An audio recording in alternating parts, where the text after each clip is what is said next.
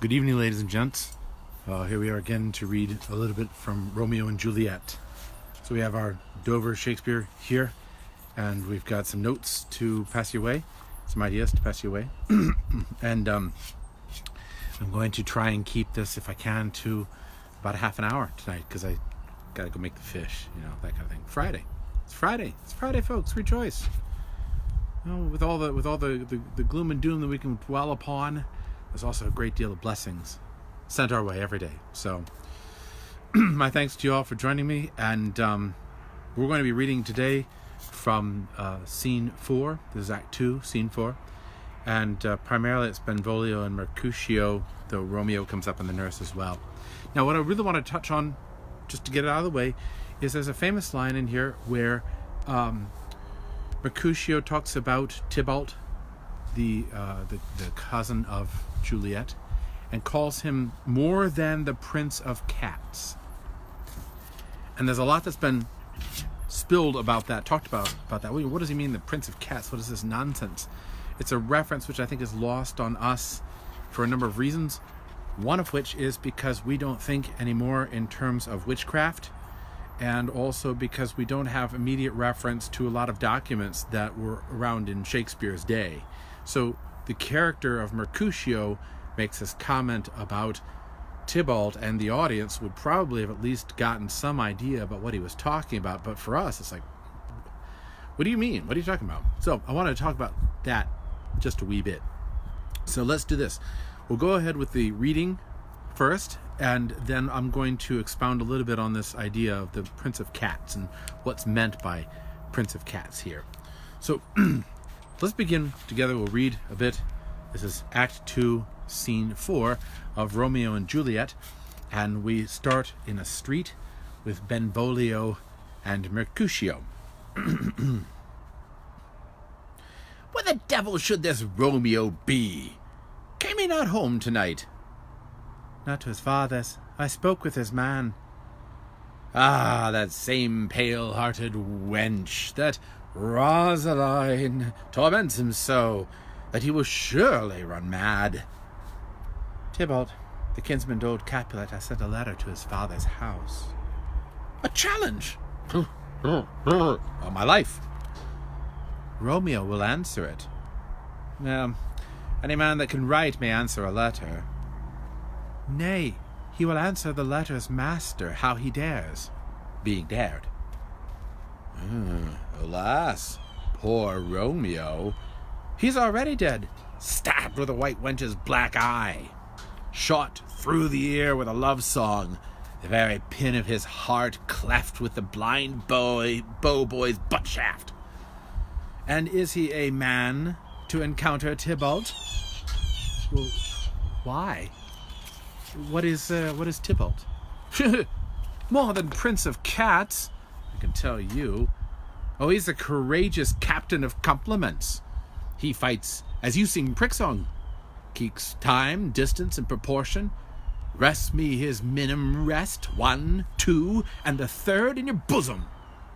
The very butcher of a silk button. A duellist. A gentleman of the very first house, of the first and second cause. Aha! The immortal passado, the punto reverso, the high. The what? The pox of such antic lisping, affecting fantasticos. These new tuners of accents. By Jesu, a very good blade, a very tall man, a very good whore. Why, is not this a lamentable thing, grandsire, that we should be thus afflicted with these strange flies, these fashion-mongers, these perdona-me's who stand so much on the new form that they cannot sit at ease on the old bench? Oh, their bones. Enter Romeo. Ah, here comes Romeo. Without his roe, like a dried herring. Oh, flesh, how art thou fishified? Now is he for the numbers that Petrarch flowed in. Laura to his lady was but a kitchen wench. Mary, she had a better love to berhyme her. Dido, a dowdy. Cleopatra, a gypsy. Helen and Hero, Hieldings and harlots. Thisbe, a grey eye or so, but not to the purpose. Signor Romeo, bonjour, as a French salutation to your French slop. You gave us the counterfeit fairly last night. Romeo responds, Good morrow to you both. What counterfeit did I give you? The slip, sir. The slip. Can you not conceive? Pardon, good Mercutio. My business was great, and in such a case as mine, a man may strain courtesy. That's as much as to say that such a case as yours constrains a man to bow in the hams. Meaning to courtesy? Thou hast most kindly hit it. Most courteous exposition. Nay, I am the very pink of courtesy. Pink for flower. Right. Why, then, is my pomp well flowered? Well said. Follow me this jest now, till thou hast worn out thy pomp, that when the single soul of it is worn, the jest may remain, after the wearing solely singular. Oh, so single-souled jest, solely singular for the singleness. Come between us, good Benvolio. My wit is faint. Switch and spurs, or I'll cry a match. Nay, if thy wits run the wild goose chase, I have done, for thou hast more of the wild goose in one of thy wits than, I am sure, I have in my whole 5. Was I with you there for the, goose? Thou wast never with me for anything when thou wast not there for the goose. I will bite thee by the ear for that jest. Nay, good goose, bite not. Thy wit is a very bitter sweeting. It is a most sharp sauce, and it is not well served in to a sweet goose. Oh, here's a wit of Cheverel that stretches from an inch narrow to an ell broad. I stretch it out for that word broad, which added to the goose proves the far and wide a broad goose. Why is not this better now than groaning for love? Now art thou sociable, now art thou Romeo. Now art thou what thou art, by art as well as by nature. For this drivelling love is like a great natural that runs lolling up and down to hide his bauble in a hole. Stop there, stop there. Thou desirest me to stop in my tail against the hair? Thou wouldst else have made thy tail large, says Benvolio. Oh, thou art deceived. I would have made it short, for I was come to the whole depth of my tail, and meant indeed to occupy the argument no longer. Here's goodly gear, says Romeo. Enter the nurse and Peter. A sail! A sail! Says Mercutio. Two, a shirt and a smock, responds Benvolio. Nurse, says Peter. Anon, my fan, Peter. Good Peter, to hide her face in, for her fan's the fairer of the two. God ye morrow, gentlemen. God ye good den, fair gentlewoman. Is it good den? 'Tis no less, I tell you, for the body hand of the dial is now upon the prick of noon. Out upon ye! What a man are you? Romeo says, One gentlewoman that God hath made himself to mar. By my troth, it is well said, for himself to mar, quoth I. Gentlemen, can any of you tell me where I may find the young Romeo? I can tell you, says Romeo, but young Romeo will be older when you have found him than he was when you sought him.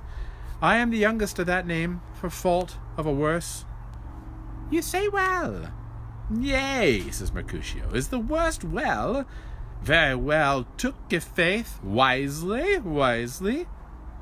If you be he, sir, I desire some confidence with you.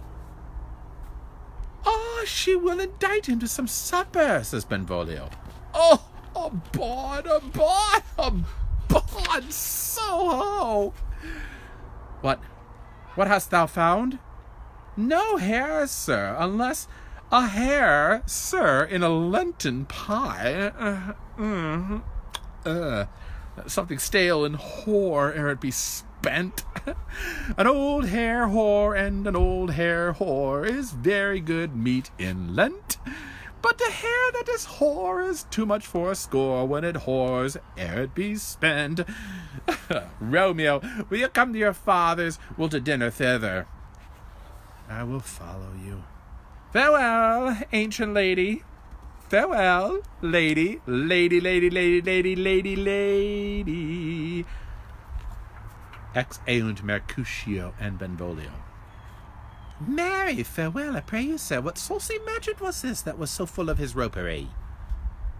A gentleman, nurse, that loves to hear himself talk, and will speak more in a minute than he will stand to in a month. And I'll speak anything against me, I'll take him down. And I were lustier than he is, and 20 such jacks. And if I cannot find those that shall, scurvy knave, I'm none of his flirt girls, I'm none of his skein mates. Peter, and thou must stand by too, and suffer every knave to use me at his pleasure. Peter says, I saw no man use you at his pleasure. If I had, my weapon should quickly have been out. I warrant you, I dare draw as soon as another man if I see occasion in a good quarrel, and the law on my side. Now, for God, I'm so vexed that every part about me quivers, scurvy knave. Pray you, sir, a word. And as I told you, my young lady bade me inquire you out. What she made me say, I will keep to myself. But first, let me tell ye, if ye should lead her into a fool's paradise, as they say, it were a very gross kind of behaviour, as I say, for the gentlewoman is young. Therefore, if you should deal double with her, truly it were an ill thing to be offered to any gentlewoman, and very weak dealing. Nurse, commend me to thy lady and mistress. I protest under these, says Romeo. Good heart and a faith. Oh, tell her as much. Lord, she will be a joyful woman. What wilt thou tell her, nurse? Thou dost not mark me. I will tell her, sir, that you do protest, which, as I take it, is a gentlemanlike offer. Bid her devise some means to come to Shrift this afternoon, and there shall she, at Friar Lawrence's cell, be shrived and married. Here's for thy pains. No, truly, sir, not a penny. Go to. I say you shall. This afternoon, sir. Well, she shall be there. And stay, goodness, behind the abbey wall. Within this hour my man shall be with thee, and bring thee cords made like a tackled stair, which the high topgallant of my joy must be my convoy in the secret night. Farewell, be trusty, and I'll quit thy pains. Farewell, commend me to thy mistress. Now God in heaven bless thee, harkye, sir. What sayest thou, my dear nurse? Is your man secret? Did you now hear say to make ye counsel putting one away? I warrant thee, my man's as true as steel. Well, sir, my mistress is the sweetest lady. Lord, what 'twas a little prating thing. Oh, there's a noble man in town, one Paris, that would fain lay knife aboard. But she could so had as leave see a toad, a very toad, as see him. I anger her sometimes and tell her that Paris is the proper man. But I warrant you, when I say so, she looks as pale as any clout in the vessel world. Doth not Rosemary and Romeo begin with a letter? Aye, nurse, what of that? Both with an R. Ah, Macca, that's the dog's name. R is for the... No, I know it begins with some other letter. And she had the prettiest sententiousness of it. Of you and Rosemary, that it would do you good to hear. Commend me to thy lady. Aye, 1,000 times. Exit Romeo. Peter, anon. Peter, take my fan, and go before, and apace. Exeunt. Whoa, wow. Saucy stuff. You know, Shakespeare is loaded with ribald jokes, off-color jokes. And if you ever think that a passage of Shakespeare is dirty, it probably is. Rule of thumb. Sorry, of thumb. So all this text is loaded with this imagery, this sexual imagery, this funny jokes and puns and the like. So for instance, like Mercutio and Benvolio think that Romeo ditched them in order to hook up with a girl. And when he comes back, they make all these jokes about the French and his French lady and having the French pox and all. Meaning he's probably been to see the ladies of the evening, the workers down in the red light district, so to speak. And then when the nurse shows up and says, I'd like to have some more conversation with you, they go nuts because they think, oh, it's this old lady that he was hanging out with. It's this old lady that he was hooking up with. And so for them, it's just amusing as all get out. And they rib him and they give him grief, and they make all these sexual jokes. There's even that song that Mercutio sings about an old hair whore, which it's spelled H-O-A-R, which means very old and tough, but it's meant to sound like the other word that's a homonym for it, right? W-H-O-R-E. So all those jokes, all those dirty, ribald sounding things are ribald. Okay, they are dirty jokes. And Mercutio and Benvolio eventually leave, and then the nurse says, I came to make contact with you for my lady, Juliet. And that's when Romeo says, well, if you can get her to come to be shriven in Friar Lawrence's cell at noon today, then there she will be shriven and will get married. Which, in the timeline of things, keep in mind, it was yesterday afternoon that they had the big fight. Then there was the party. Then he met Juliet at the party. Then in the morning there was this balcony scene thing, the romance. And now they're going to get married. It's like very fast. And that's tremendously rapid. I mean, who does that? Well, the only person who does that is somebody who's out of their mind. Out of their mind with passion, out of their mind with lust. Which, as we said before, is exactly what's going on here with Romeo. It's not love. It's lust. It's desire. It's doting on someone, which is what Friar Lawrence says don't do. Don't dote on someone.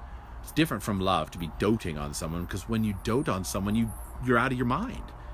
It's lust in action, right? As Sonnet 129 tells us. At that moment when you are being compelled by lust to do things, then you are duplicitous and you're murderous and you're not to be trusted. That's right, Bird. Yes. Not the first robin of spring, but certainly a very loud one. So anyway, here we are in this thing, and Romeo says, come at noon and she'll be shrived, and then she'll be married immediately. So very rapid as we're keeping up with all of this. But he ends it happily. He's going to get married. He's very excited about that. And we end Act 4 and move into Act 5, Scene 2, Act 5.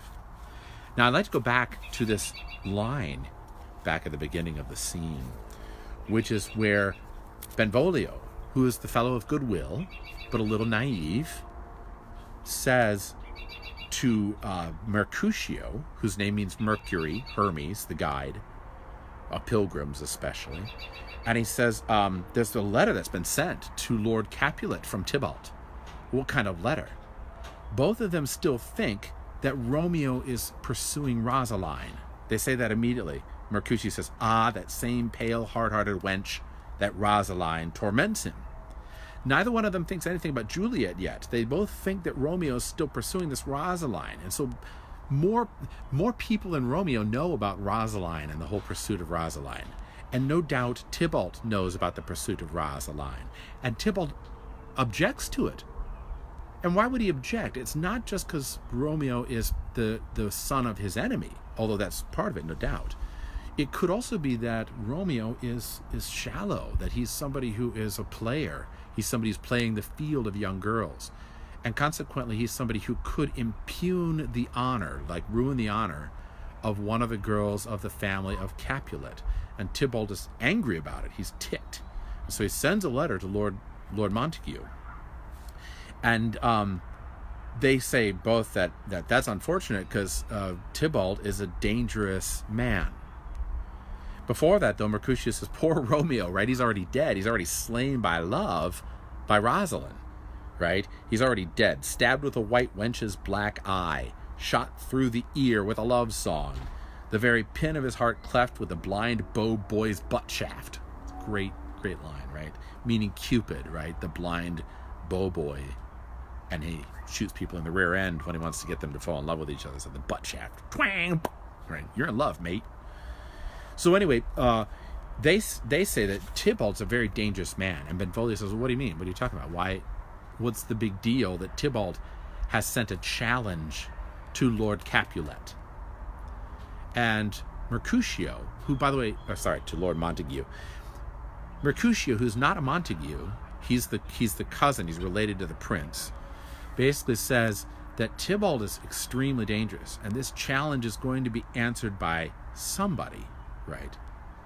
And Benvolio says, well, Romeo is going to answer it. Tybalt says, yeah, well, anybody can answer the letter. Benvolio says, no, he's going to answer the challenge. He's going to fight Tybalt in a duel. And that's where Mercutio has moments where he gets very serious. He's normally very playful, jovial, making a lot of jokes, but he gets very serious sometimes. And here he says, Tybalt is more than the prince of cats. He's the courageous captain of compliments, right? And he fights you as in the same way that you sing prick song, he fights. So it's as easy for you to sing silly songs as it is for Tybalt to fight. He's deft with a foil, with a sword. And he's as he says, the captain of compliments. He's the master of ceremonies. He's a guy who's able to be in charge of everything when he fights you. So, and then that's where he goes into the immortal passato, the punto reverso, the high. Those are all terms from fencing. So he's saying that basically you go up against Mercutio, you're going up against the Michael Jordan of fighting. You know, you're going up against Mike Tyson in the ring, and he's gonna lose. He's gonna die, basically. He can get skewered for real. But that line, more than Prince of Cats, there's been a lot of ink spilled over that. And the majority of people that talk about the Prince of Cats line, they say that basically either this is a reference to a poem called Reynard the Fox, where the main character is Tybert, Tybalt, Tybert, similar thing. And that may be so. I'm not discounting it. But it doesn't explain why he would say that he is this Reynard the Fox character, because that doesn't make sense in terms of the fighting and the danger and the terror that Tybalt really offers. Some suggest that the Prince of Cats is a play on the Italian word, because there's an Italian word cazzo, and if you're Italian, I don't need to translate it. If you aren't Italian, cazzo, it's another word for the male member, and so it's a play on the words that he is the prince of that. And if that's the case, then it's funny, but it doesn't fit with the rest of what he's saying. So maybe both of those are true to some degree, but I don't think they're sufficient for explaining what Mercutio's getting at here. It doesn't make sense, right? What Mercutio seems to be getting at here is that Tybalt is really dangerous. He is terrifyingly dangerous. He'll kill you in a second.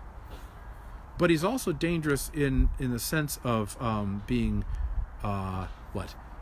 involved in a romance. And we can't discount that entirely. Tybalt has inserted himself into this romantic thing. And in order to get the romance that you want, you have to kind of overcome Tybalt, because he is a threat. Now, it's interesting to note, when you start looking at some of the other things available to us, because our generation, right, we didn't have access necessarily to Reynard the Fox immediately, and unless we spoke Italian, we wouldn't get that joke at all. But we also don't have access to the fact that Shakespeare's world was deeply immersed in witchcraft and in conjuration and in necromancy and in that whole sense of magic that we no longer believe in, generally speaking. So in Shakespeare's world, certain terms and references would have been like, they would have got it immediately because they were always concerned with this. People of Shakespeare's generation were very concerned with witchcraft, and they believed deeply in demons and the existence of demons. And I don't want to go on too much at this because I don't like talking about demons too much. But in his world, there were two works that were written right around the time of Shakespeare. One of them was the Ars Goetia, the art of conjuring or conjuration, part of a work called the Lesser Key of Solomon, which the whole work was compiled in the 1600s, but was already in fragment form in the even the 1400s. The Lesser Key of Solomon and the Ars Goetia, from a Greek word, Goetia, meaning sorcery, originally derived from the word to cry out or to wail. Then there's a second work by Johann Weyer, and that was written in 1577, and that's called the Pseudomonarchia Daemonium. So you have two works here. You have the Ars Goetia, and you have the Pseudomonarchia Daemonium, which are two still existing works, and you can look them up, that were around in Shakespeare's day. And what that means is that there were probably other works or other forms of knowledge, either by word of mouth or by tradition, that Shakespeare, I have no doubt, had access to. And certainly his audience, James, the King James, had access to it because he wrote his own work on demons and demonology, and it incorporated whole sections of this pseudomonarchia. So that being said, those works were lists of how to conjure demons, among other things, and the names of demons and what they presided over. And one of the really interesting things about this is that in the Pseudomonarchia Daemonium, there's one character by the name of Byleth, or Beleth, and Beleth is a character who appears terrifying and fierce. Music always precedes him, and he is a character who is depicted as riding on a pale horse and surrounded by cats who blow their trumpets before him. He is a 13th of the 72 spirits in the Spirits of Solomon, and he rules over legions of demons. Once he was a member of the angelic powers, but his domain was the domain of love and lust. And by appealing to this character, Byleth, you could then get any man or woman, even several men or women, to fall in love with you, according to the Ars Goetia, or the Pseudomonarchia Daemonium. Now, am I saying this is true or saying that this really exists? I'm not saying that. I'm not going there. What I am saying is Shakespeare's audience would have known to some degree about this reference. It would be like, are referring to something in the modern era where people would get it immediately. If we referred to the Clown Prince of Crime, you might get that because you know Batman comics. If you referred to the the Sultan of Swing, and you knew baseball, you know that was a Babe Ruth. And so you have, I hope it's Babe Ruth. I'm not really a baseball guy, but if it isn't, correct me, right? If you refer to a Prince of Cats during Shakespeare's time, they would have gotten it. They would have gotten the reference. The Prince of Cats, I'm proposing here, was probably a reference to this character, Byleth, who was the demon of love or lust, and was surrounded by cats and rode in on a pale horse. And there's a line out of one of these texts, the Pseudomonarchia, when it talks about Byleth in the entry, has this following line, which is kind of interesting to note. Qui viros et mulieres in delirio detinet, donec exorcistae voluntatem explerint. Which basically means whichever man or woman in doting love is detained until the exorcist has his pleasure, has his way.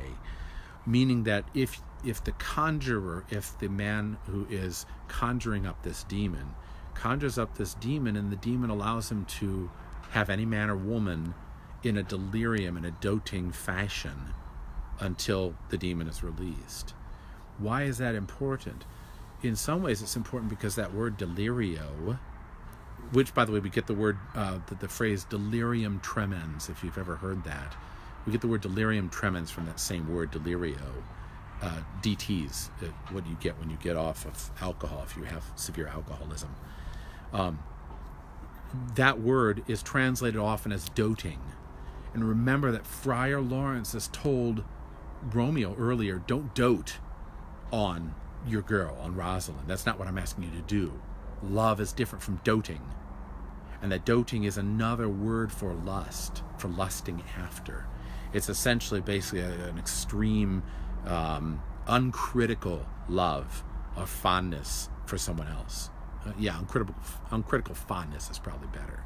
So the point being is that the reference to Prince of Cats is that you've got a reference to an actual figure in another text, the Summa Monarchia Demonium, and that this character is a demon who rules over love and lust, who appears as terrifying to everyone around him, and if you can conquer him, if you can get over him, you can get any man or woman to be in love with you. The reference is something which I think Shakespeare's audience would have gotten, which we don't get because we don't have access to that. And that leaves me with one last thought for you here. In literature, when we look at imagery, it's important to look at two types of imagery. The one type of imagery is natural imagery or natural symbolism. The other type of imagery is called conventional or cultural symbolism or imagery. Natural imagery is when a poet or an artist uses something which by its nature embodies that which it is trying to reference or trying to represent.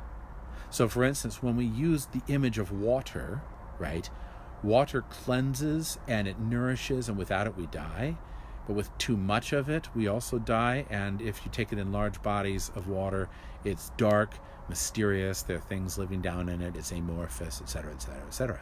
So if we want to go to use an image for something that is mysterious and dark and life-giving, but also a little bit threatening, water is a perfect example.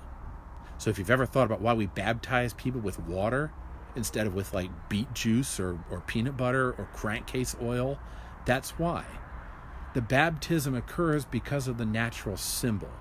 It embodies that which it seeks to convey. When an artist uses colors, that's natural symbolism. When an artist uses certain images or certain words, certain natural images like trees and clouds and things, he uses them because they have a natural element to them that embodies something they want to convey. But the second form of symbolism is also important. That's conventional or cultural symbolism. And here the symbolism is connected to something that the culture itself understood, or that it created, or that it used frequently and knew what it was talking about. So for instance, a cultural symbol or a conventional symbol, maybe like a stop sign. There's nothing in the stop sign that tells us to stop. There's a word on there, but the word itself is simply a cultural agreement. We agree that those letters are going to represent that sound, which represents that concept. And red certainly means danger, right, by its own nature, but it doesn't necessarily tell us to stop. Nor does is it hexagon or octagon? I forget. Nor does the shape of the sign tell us to stop. It's merely a conventional symbol. So if our culture were to be wiped off the face of the planet in the next few weeks, God willing it doesn't, and along comes another generation, 2, 3, 4,000 or 20,000 years in the future, if they were to see one of these signs, they may have no idea what this means, right? Unless they had some key to be able to have insight into what was being referenced. Another example of conventional symbol that I like to get after is the symbol of the Jews who don't eat any veal, or don't eat veal in the milk of its mother, or who don't eat any shellfish, or who don't eat any pork. Why did the Jews have those dietary restrictions? Most people would say that it's because of the way that those things spoil in a hot environment, and they didn't want to get trichinosis and blah, blah, blah, blah, blah. It's not the case. Here's a conventional, if you will, symbol. In other words, it's a cultural symbol. To understand the symbol, you have to understand the culture. The Jews were distinguishing themselves from the Babylonian culture. And in order to do that, they did not participate in certain things that the Babylonians participated in. And one of the major cults of the Babylonians was the cult of Ishtar. And Ishtar was the goddess of love. Lust, really. synonymous with Aphrodite in Greek mythology. And one of her major symbols was the symbol of the pig, and another symbol was the symbol of the oyster. And at these big luau's, these big orgies that you'd have during the festival of Ishtar, you would engage in certain activities, namely sexuality, but you'd also engage in eating the food of the goddess, namely eating pork, eating shellfish, eating veal in the milk of its mother. And that's why the Jews banned it, because they were defining themselves as a separate entity from the Babylonian culture. And unless we as a culture have access to that fact, have access to that cultural reference, it's very hard for us to understand why the Jews, even today, do not eat certain things. It's because they were defining themselves away from that culture. So whenever we look at a piece of literature or art, we have to, on the one hand, look at what do the symbols mean in terms of their natural conveyance across generations and across cultures. And second, what do they mean in terms of what the culture itself has to say about itself, agreeing upon their own symbols and their own references. Here, we have Shakespeare's audience that would have had access to this work, the Sutta Monarchia Daemonium, and who would have understood that this is a reference to a specific character who was in charge of love and lust. And so Tybalt then becomes the embodiment of that love demon. And we'll see in future scenes, how does that play out? And how do those symbols that the culture itself would have gotten, how did they become part of our understanding of the play? Well, it's getting dark.